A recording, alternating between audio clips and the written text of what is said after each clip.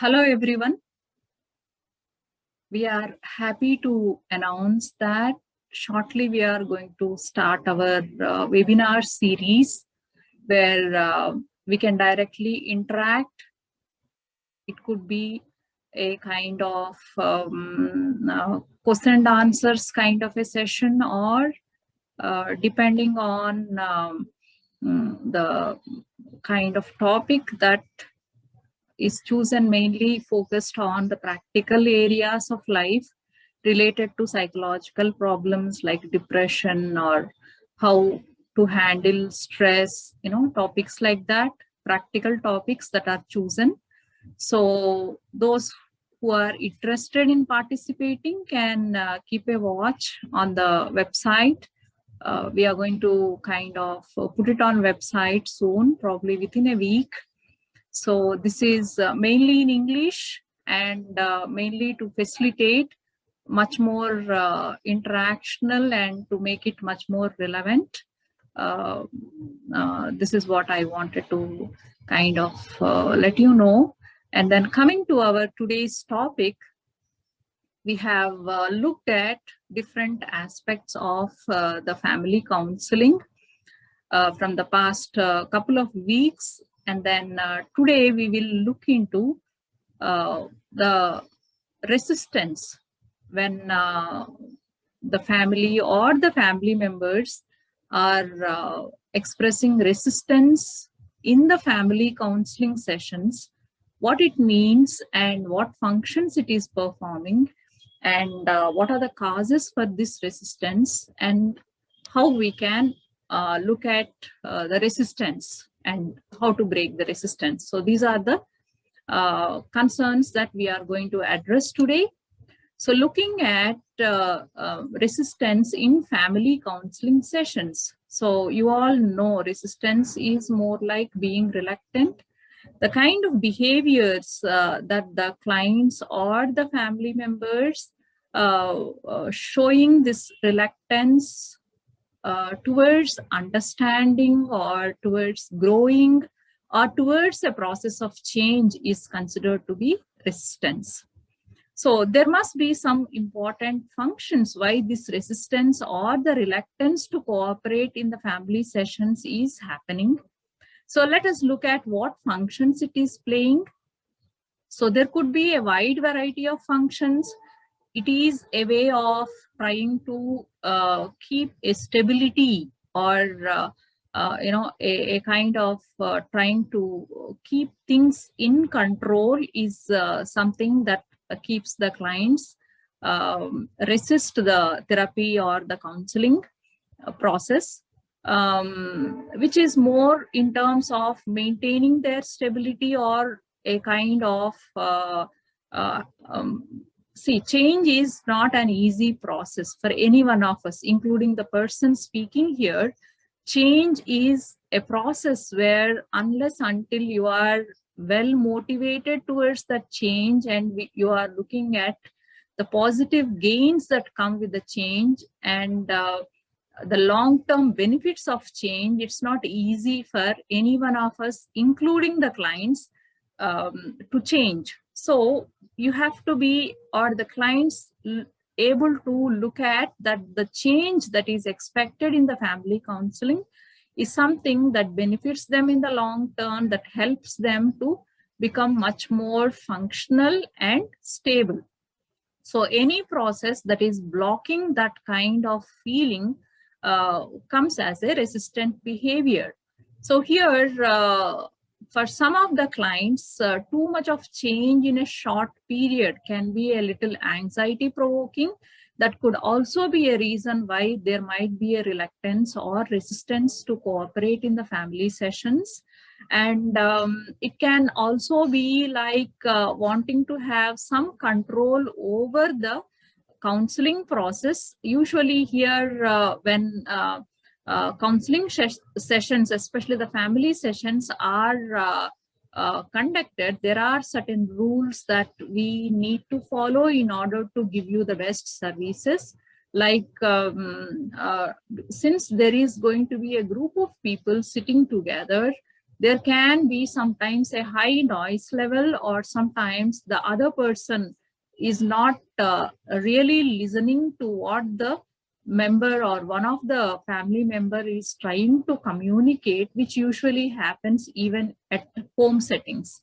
So in that process where the family therapist will take the leadership or the parental role that we have kind of explained in the previous session, so which might be threatening to certain personalities, or some of the clients might feel that there is a kind of loss of control, or they may kind of feel that they are not heard completely. These kind of things might interfere in the complying the rules that are supposed to facilitate a smooth family counseling process. So looking for a kind of having some control, or the anxiety of losing control can also block the kind of counseling sessions. And sometimes it is more in terms of having a low motivation, or one of the partner, if it is a marital kind of a couple session, one of the partner may be motivated very less, or being forced to come because of the other partner. Or sometimes it can also be that there can be a hidden agenda, that one of the partner would have decided to separate, and then the partner may want the spouse to kind of accept it without much fight or without much reluctance. So there can be various reasons or the functions that are served because of the, which there can be a reluctance or resistance shown in the family counseling sessions. So looking at the reasons, so there must be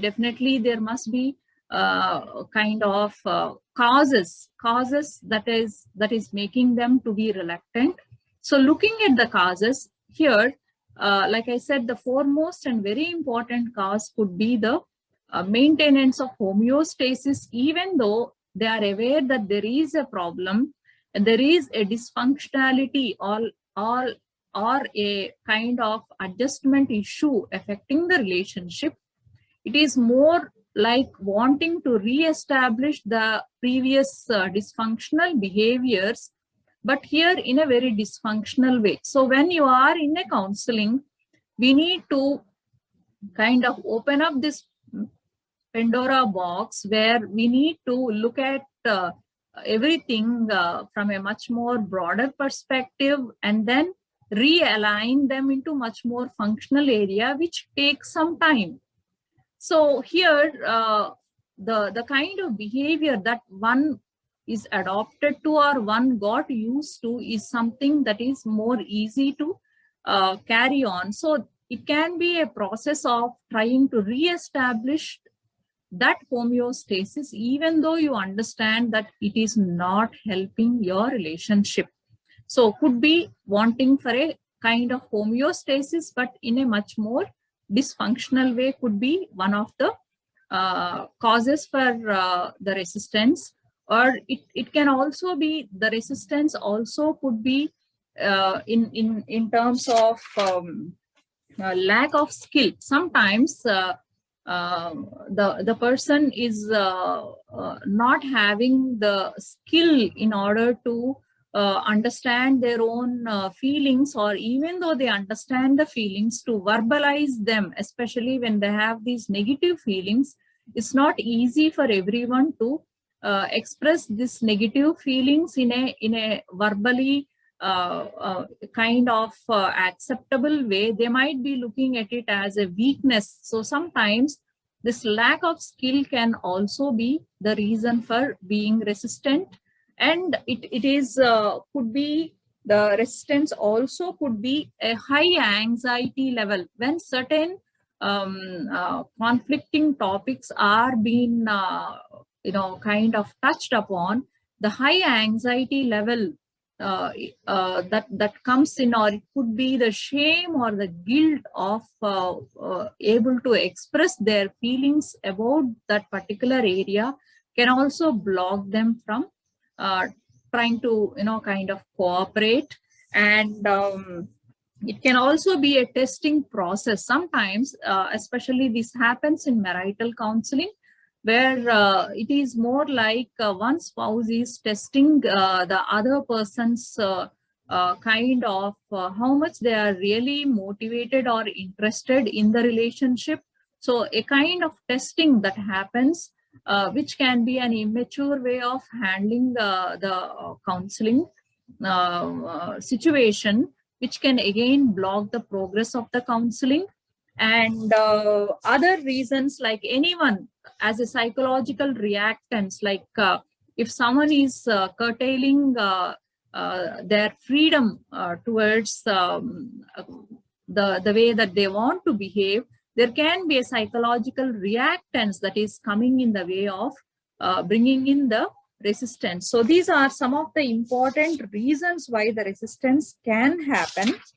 And yes, sometimes this wanting to, like we have discussed in the previous in the beginning of this why the resistance happens. So in some of these alcohol families where it is considered to be it is very normal that family members sit together and have alcohol, like more like a kind of a normal kind of activity.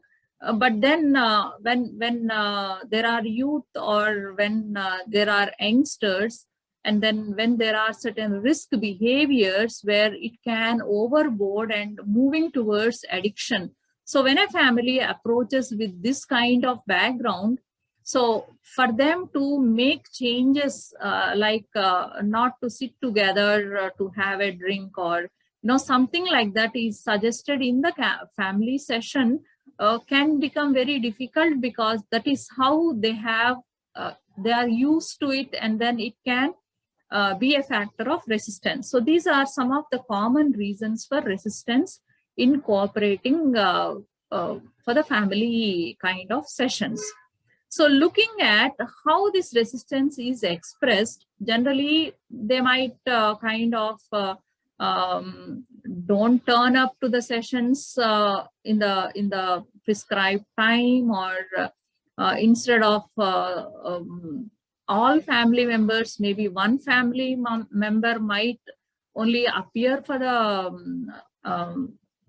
counseling session, or and family sessions are usually associated with certain homework assignments where they are supposed to do some experiment of the behaviors that they have learned in the session. So not willing to, or not wanting to take time to practice these homework assignments. So it can be shown in a number of ways, trying to frequently cancel the appointments, or sometimes they might come with their own expectations which may not be matching with the expectations of the therapist. Also sometimes can be making them less motivated and all that. So whatever the way that the reluctance of wanting to cooperate towards, or sometimes it can also be the cost in terms of the personal time that they have to invest in, and then wanting to having a high expectations towards family sessions, or towards the outcome, or sometimes their expectation of only the spouse has to change, while they feel that they have nothing to change about. So the various reasons where the in the family session the reluctance can be indicated. And here the important factor is, if the family therapist is not skilled enough, or an experienced family therapist who is not having expertise in handling these kind of different kinds of strong emotions that people come with, and then that kind of friendly environment is not provided, or a good rapport not built, where the family therapist is unable to connect with all the family members of different generations, can also be a block. So what happens if there is a resistance? What you can expect out of these family counseling sessions? Invariably, based on the actions, there is always the outcomes are dependent on that. So it can be a kind of incomplete sessions, or leaving the family counseling sessions half the way without completing as prescribed by the therapist, or it can be unwilling to change if they have come with a kind of hidden agenda, not being honest in sharing some important information. Then they might withdraw, or they might stop attending the counseling sessions, or half the way they might be thinking that, oh, we all know all what the family therapist is trying to say, we can try on our own. And then suddenly they might kind of come to a conclusion that there is no problem, and then they can handle the problem on their own. So all these incomplete kind of work that you have started will also yield incomplete results. So the trust that you maintain, and your honesty in sharing the information, and your ability to learn towards something better, and looking at it more from the perspective of the improvement, or the kind of good changes that can happen in your relationship, rather than as a person, single person. Because when we are saying family counseling, we are looking at the relationship as to be looked at from a more adaptive and healthy perspective, so that invariably the relationship will bring in a lot of quality difference in the way that you interact with each other as a family. So this is what I wanted to share in today's session. Hope this can be of little informative for you, where when you are actually looking for some professional help, look for someone who is able to handle the emotions and the various kind of all these aspects that we were discussing for the past 4 to 5 weeks now. Thank you all. Happy weekend.